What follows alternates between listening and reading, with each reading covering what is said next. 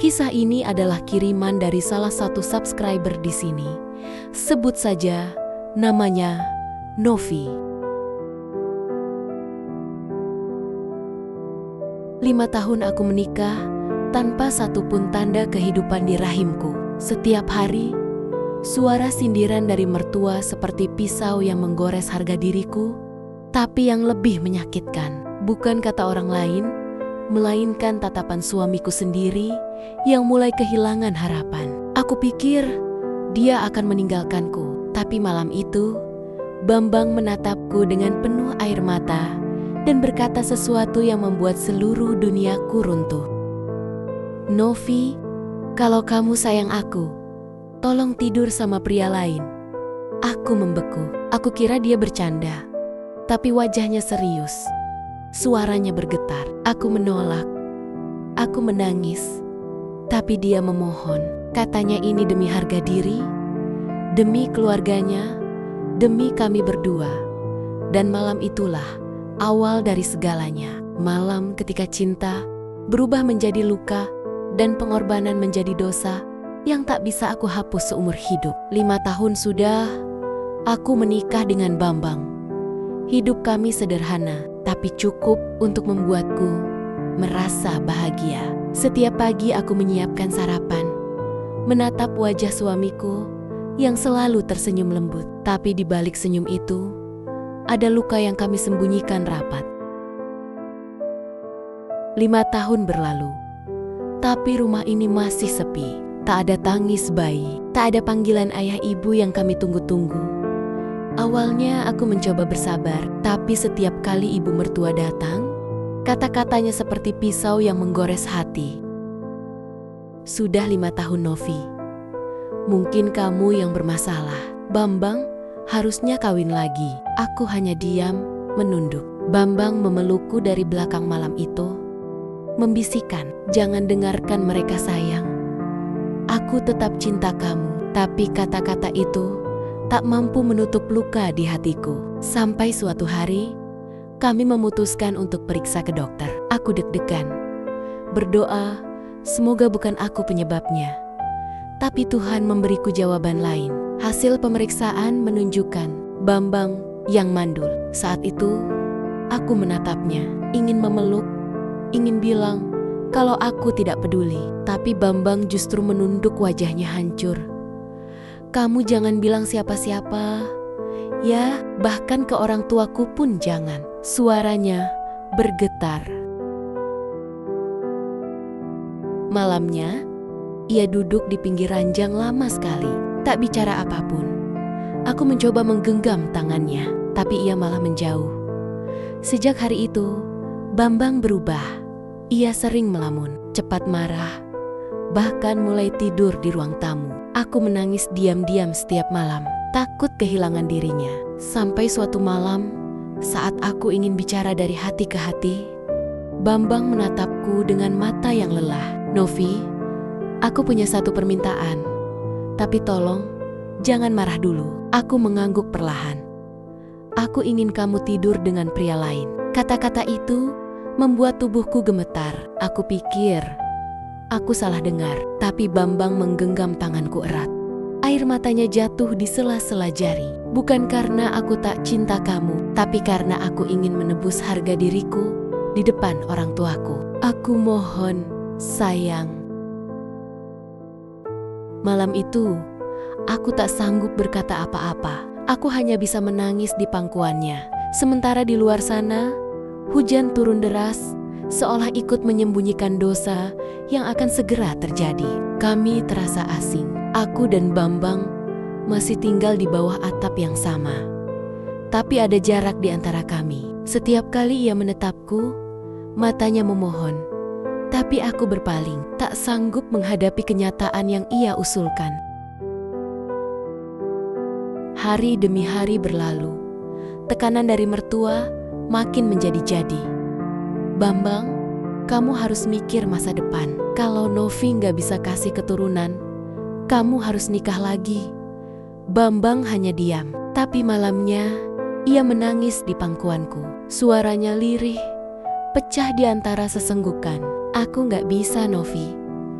Aku gak bisa hidup tanpa kamu, tapi aku juga gak kuat ditertawakan orang. Aku mohon, tolong bantu aku sekali ini. Aku memejamkan mata, menahan air mata yang panas di ujung pelipis. Kata-katanya hanya bukan sekadar permintaan, tapi jeritan dari seorang laki-laki yang kehilangan harga diri. Aku berusaha menolak berkali-kali. Tapi setiap kali ia menatapku dengan tatapan putus asa itu, hatiku luluh. Kalau ini bisa buat kamu tenang, aku lakukan. Tapi tolong jangan pernah sebut ini cinta. Bambang langsung memelukku erat. Tangannya bergetar. Bibirnya menempel di keningku lama sekali. Terima kasih sayang. Demi kita, demi keluarga kita. Beberapa hari kemudian, ia memperkenalkanku pada seseorang, namanya Agus. Seorang pria berwajah teduh dan tutur katanya lembut. Ia bukan pria murahan seperti bayanganku. Hari pertama kami bertemu, aku tak bisa menatap matanya lama-lama. Bambang menyiapkan semua, bahkan hotel tempat pertemuan itu. Malam pertama, aku datang dengan tubuh gemetar dan hati berantakan. Agus menatapku lama sebelum mendekat. Aku tahu ini berat buatmu, katanya pelan. Aku gak akan menyakitimu. Kata-katanya menenangkan, tapi juga menusuk hati. Saat ia menggenggam tanganku, aku hampir menariknya. Tapi kemudian teringat wajah Bambang yang memohon.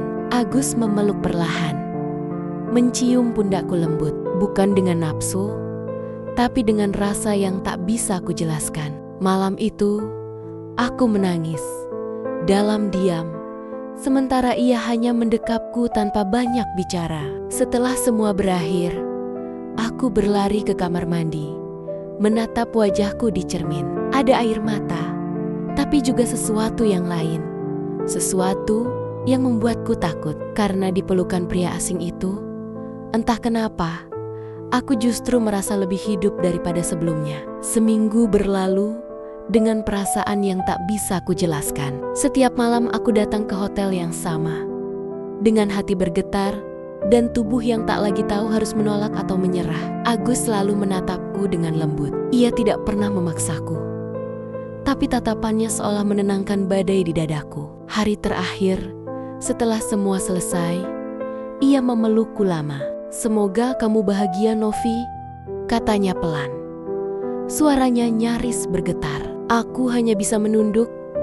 Air mata jatuh tanpa bisa ku tahan. Setelah itu, semuanya berakhir. Aku kembali ke rumah, mencoba hidup normal. Tapi malam-malamku menjadi sunyi. Bambang kembali hangat, kembali tersenyum, bahkan mencium keningku setiap pagi. Seperti dulu saat kami baru menikah. Dan ketika beberapa minggu kemudian, hasil tes pack menunjukkan 2 garis merah. Bambang menangis. Akhirnya Tuhan kasih kita keajaiban, katanya sambil memeluk perutku. Terima kasih. Aku tersenyum, tapi dalam hatiku ada rasa yang tak bisa disebut bahagia. Setiap kali menatap wajah Bambang, aku teringat tatapan Agus malam terakhir di hotel itu. Tatapan yang membuatku merasa hidup. Hari-hari berjalan. Semua orang bahagia. Mertuaku datang membawa buah tangan, memelukku sambil menangis. Aku menunduk, pura-pura tertawa. Tapi di dalam dada ada perasaan bersalah yang makin menyesakkan. Suatu malam, aku tak sengaja membuka galeri di ponselku. Di sana ada satu foto yang belum pernah kulihat. Foto aku dan Agus diambil diam-diam. Wajahnya tersenyum, tangannya memelukku dari belakang. Aku terdiam lama, jantungku berdegup tak karuan. Sejak saat itu, bayangan Agus terus menghantuiku. Setiap kali aku menutup mata, aku bisa merasakan kembali bagaimana tangannya menyentuh wajahku, bagaimana ia membisikkan namaku dengan nada yang begitu lembut. Aku berusaha melawan, tapi setiap kali Bambang menyentuhku, aku justru merasa asing. Aku tahu aku berdosa, tapi rasa rindu ini tumbuh seperti api kecil yang tak bisa kupadamkan.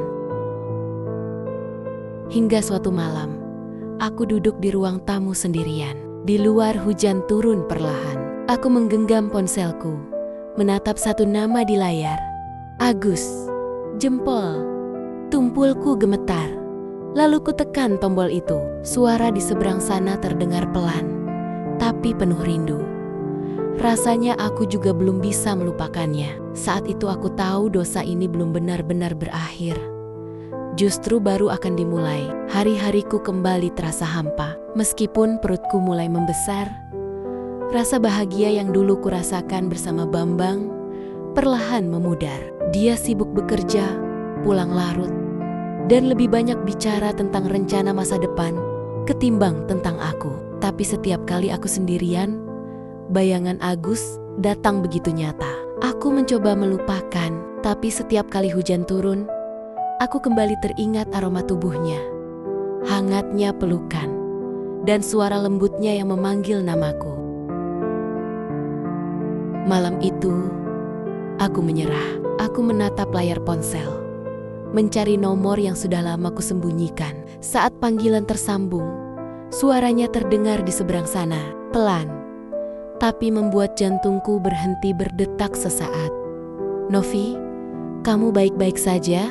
Hanya mendengar suaranya saja, aku menangis. Semua perasaan bersalah, semua rindu tumpah jadi satu. Kami sepakat bertemu di sebuah kafe kecil di pinggir kota. Saat ia datang, aku hanya bisa terpaku. Wajahnya masih sama. Senyum lembut itu masih mampu mengguncang hatiku. Aku cuma ingin tahu kamu bahagia, katanya menatapku lama. Tapi aku tahu kami berdua sedang berbohong pada diri sendiri. Karena di balik kata-kata itu ada rindu yang berusaha disembunyikan. Setelah lama diam, ia bangkit dan berucap pelan, "Ikut aku sebentar." Aku tak menjawab, tapi langkahku mengikuti tanpa berpikir. Jalanan malam itu sepi. Mobil berhenti di depan sebuah bangunan yang membuat lututku lemas. Hotel yang sama. Agus menatapku. "Kalau kamu mau, aku antar pulang sekarang juga." Tapi mataku sudah basah. Aku menunduk, lalu berkata lirih, "Aku nggak tahu kenapa, tapi aku kangen." Agus mendekapku perlahan. Aku jatuh di pelukannya. Di kamar itu, waktu terasa berhenti. Tidak ada dosa, tidak ada logika, hanya dua hati yang sama-sama luka dan mencari tempat pulang. Setelah semuanya berakhir, aku terbaring diam di dadanya. "Aku salah," bisikku pelan. Agus mengusap rambutku lembut. "Kita cuma manusia, Novi. Kadang cinta datang di waktu yang salah." Air mataku jatuh lagi malam itu. Karena aku tahu, aku baru saja menambah satu dosa lagi di atas luka yang belum sembuh. Hari-hari setelah pertemuanku dengan Agus terasa seperti mimpi buruk yang tak mau berakhir. Aku terus menyembunyikan rasa takut, rasa bersalah, dan rahasia besar yang kini aku bawa sendirian. Tapi waktu tak pernah bisa disuap. Semakin hari, perutku membesar, dan rasa cemas ikut tumbuh bersamanya. Suatu malam, Bambang memelukku erat dari belakang. "Terima kasih ya sayang, kamu udah berjuang buat aku, buat keluarga kita." Suaranya terdengar tulus, hangat, tapi justru itulah yang membuat dadaku sesak. Karena aku tahu, cintanya tulus, tapi aku telah mengkhianatinya. Aku ingin jujur, tapi setiap kali aku buka mulut, bayangan wajah Agus muncul lagi, membuatku takut kehilangan segalanya.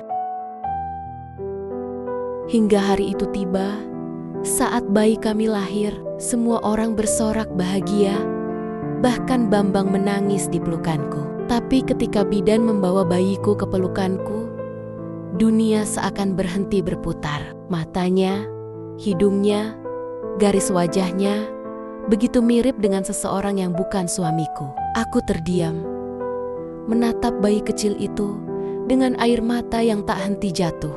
Di saat semua tertawa bahagia, aku menangis dalam diam karena aku tahu kebenaran yang mereka tidak tahu.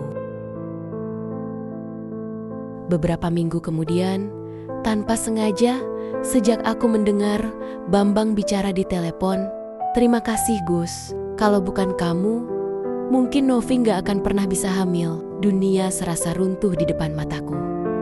Ternyata Bambang tahu. Ia yang meminta Agus membantu, karena Agus adalah sahabat lamanya, dan ia tak sanggup melihat aku dipermalukan di depan keluarganya. Semua yang kulakukan, semua rasa bersalah yang kupikul, ternyata bukan kesalahan sendiri, tapi pilihan pahit yang dirancang dengan cinta yang salah arah.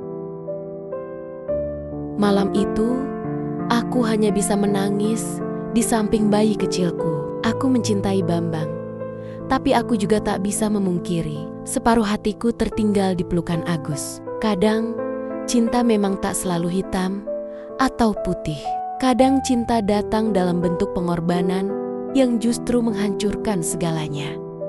Kadang cinta menuntut pengorbanan yang tak masuk akal. Tapi sampai di mana batas sebuah cinta? Kalau yang dikorbankan adalah kehormatan sendiri, aku masih mencari jawabannya.